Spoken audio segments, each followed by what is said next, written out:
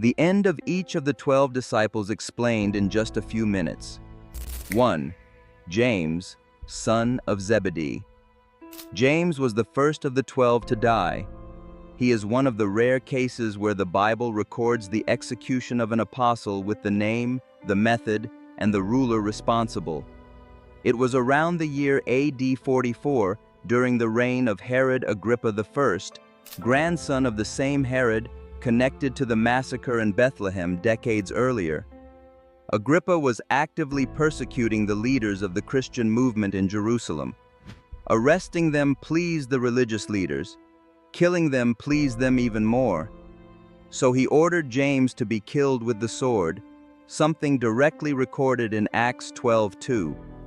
It is a short verse, almost cold in its simplicity.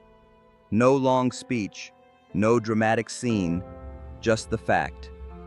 But church history preserves an additional detail. Eusebius of Caesarea says that the soldier who led James to execution was so moved by the apostle's courage that he openly declared himself a Christian and was executed alongside him. The first martyr among the 12 did not die alone. 2. Peter. Peter was the best known of the apostles. He was loud, impulsive, visible in both his failures and his faith. He denied Jesus 3 times in one night, yet Jesus still chose him as a foundational figure in the early church. His death was foretold before it happened. In John 21:18-19, Jesus told Peter that when he grew old, others would stretch out his hands and lead him where he did not want to go. John then explains that Jesus was indicating the kind of death Peter would suffer. That prophecy was fulfilled in Rome during the persecution of Nero around AD 64. Peter was arrested and condemned to crucifixion. According to Origen, later quoted by Eusebius, Peter requested to be crucified upside down because he did not consider himself worthy to die in the same position as Jesus.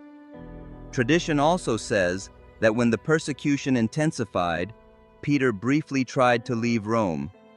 On the way out, he saw a vision of Jesus walking back into the city. Peter asked, "Lord, where are you going?" The answer implied that Christ was going to be crucified again. Peter understood, turned around, and went back to face his death. 3. Andrew. Andrew was Peter's brother, and according to John chapter 1, he was the one who first brought Peter to Jesus. Yet he remained in the shadow of his more famous brother for much of the biblical narrative.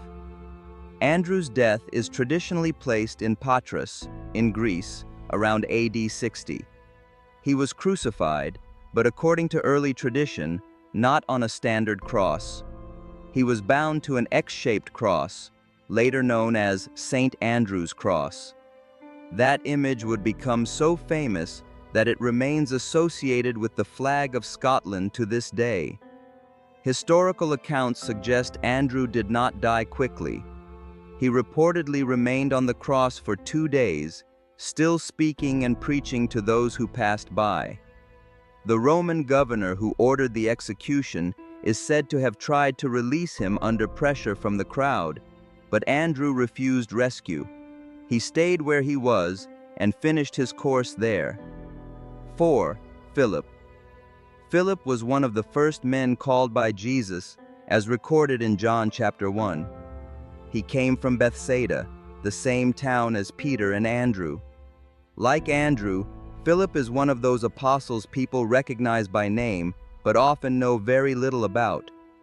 Tradition places his death in Hierapolis, in the region of modern-day Turkey, where he had preached for years before being arrested. Sources differ on the exact method of his execution. Some say he was crucified, others say he was hanged. But the tradition is consistent that he died there around AD 80. To be precise, Philip is one of the apostles whose historical record contains more contradictions than others, and he is sometimes confused with Philip the deacon from Acts. Still, the strongest tradition places the apostle Philip in Hierapolis, and that is how his story has mainly been preserved. 5. Bartholomew, also identified by many with Nathanael. He first appears in the Gospel of John as the man who skeptically asked, "Can anything good come out of Nazareth?" Jesus saw him coming and described him as a man with no deceit in him. His end is associated with Armenia and is remembered as one of the most brutal in all apostolic tradition. According to the Roman martyrology and the Armenian apostolic tradition, Bartholomew was flayed alive before being beheaded. Armenia's ancient church, which honors him as one of its founders, has held that memory for centuries, not as legend in the abstract, but as part of its own identity. He began in doubt, questioning whether anything significant could come from Nazareth, and ended as one of the most violently martyred apostles in the ancient record. 6. Matthew. Before he became an apostle, Matthew was a tax collector for Rome and Capernaum. That job made him deeply unpopular among many Jews, since tax collectors were viewed as collaborators and often associated with corruption. Yet Jesus called him while he was sitting at the tax booth, and Matthew got up and followed him. That moment is recorded in Matthew 9:9. Matthew later became the author traditionally associated with the first gospel, the book that opens the New Testament. As for his death, the historical tradition is less certain about location, with Ethiopia and Persia both appearing in different sources. But the broad tradition agrees that he was martyred, likely by the sword. There is no dominant tradition claiming that Matthew died peacefully of old age. The man who carefully recorded the life of Jesus left comparatively little detail about his own final moments. 7. Thomas. Thomas died in Mylapore, near present-day Chennai in India, around AD 72. Tradition says he was pierced with spears while praying on a hill outside the city. He is remembered in the Gospels as the disciple who doubted and asked to see the wounds of the risen Christ before believing. But that same man, according to ancient tradition, traveled farther than any of the 12. While Peter went west to Rome and Andrew to Greece, Thomas went east, establishing Christian communities in India that trace their origins back nearly 2,000 years. When Portuguese missionaries later arrived in India, they found long-established Christian communities already claiming descent from Thomas's preaching.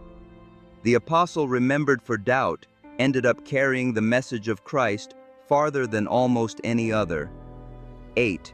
James, the son of Alphaeus. There is more than one James among the apostles, which often causes confusion. This James is distinct from James the son of Zebedee. He is often called James the Less. Tradition presents him as a leader in Jerusalem, in the very city where Jesus had been crucified. That position was both visible and dangerous. Around AD 62, he was reportedly taken to the top of the temple and thrown down. He survived the fall, then was stoned, and finally struck to death with a club used by a fuller. What makes his case particularly important is that we do not rely only on Christian sources. The Jewish historian Josephus, who was not a Christian, also records the death of James in Antiquities of the Jews, describing him as the brother of Jesus, who was called Christ, and stating that he was condemned and stoned. That matters, because it means an external first-century witness confirms the death of one of Jesus' followers. 9. Simon the Zealot. His name carries his background. The Zealots were associated with a radical movement that opposed Roman rule, sometimes violently. Jesus chose a man from that world and placed him alongside Matthew, a former tax collector for Rome. That alone says something about the strange unity of the apostolic circle. Tradition says Simon later went to Persia and was martyred there, possibly alongside Jude. The Roman martyrology describes his death as being sawn in half, one of the most severe images in the entire list. Yet despite the dramatic tradition of his death, Simon remains one of the least documented apostles in terms of life details. Beyond his name and title, the New Testament says very little about him. 10. Jude Thaddeus. This is not Judas Iscariot. Jude Thaddeus appears in the apostolic lists and is also associated with the question in John 14 about why Jesus would reveal himself to the disciples and not to the world. Tradition places him in Persia working together with Simon. The two are often remembered as being martyred in the same place and around the same time. Sources vary on the method of Jude's execution, describing either arrows or an axe. Armenian Christian tradition also honors him as one of the early founders of the faith in that region. His story, like Simon's, survives more in tradition than in detailed historical biography. 11. John the son of Zebedee. John was the brother of James and one of the closest disciples to Jesus. He was the one who remained at the foot of the cross while the others fled, and Jesus entrusted his mother to John's care there. Unlike the others, John is traditionally remembered as the only one who did not die by execution. But that was not because no one tried. Tertullian records that John was thrown into boiling oil in Rome under Emperor Domitian and survived. He was then exiled to Patmos, where he received and wrote the book of Revelation. After exile, he lived in Ephesus to an old age and died naturally.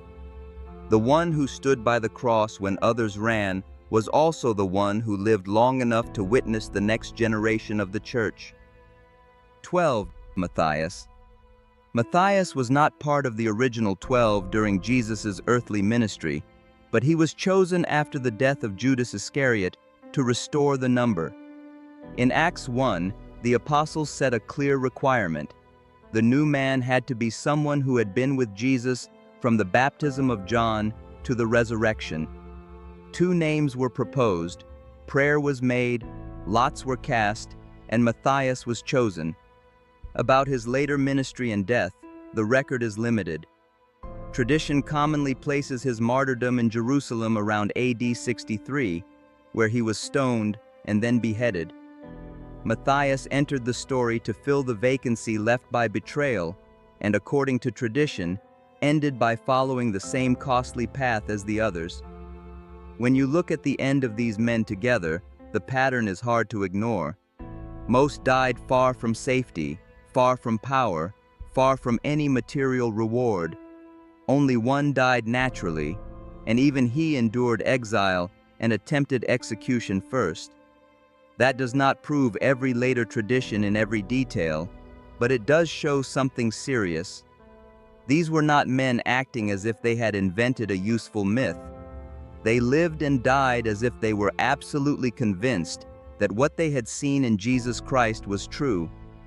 If this opened your eyes to something you did not know about the Word of God, share this with someone else. Leave your like, subscribe to Daily